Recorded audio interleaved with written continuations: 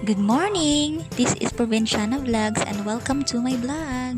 Nag-uumpisa na nga itong nagsisilabasan itong tagyawat ko. Mahal na mahal nga ako neto. Nag-uumpisa na nga ako magpainit ng tubig guys dito sa dirty kitchen namin. Ito nga palang pinaka-high-tech na gamit namin dito sa bahay. Charot! At kasama ko nga rin ito si Mingming. Dito nga nagpapainit nga siya dahil malamig na ang panahon.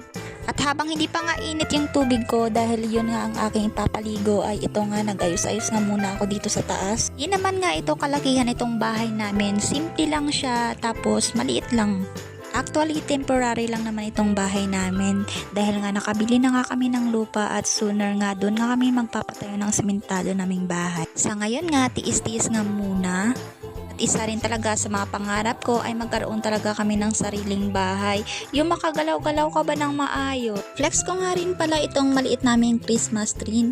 Nasa 3 feet po yan, binili ko nga lang rin.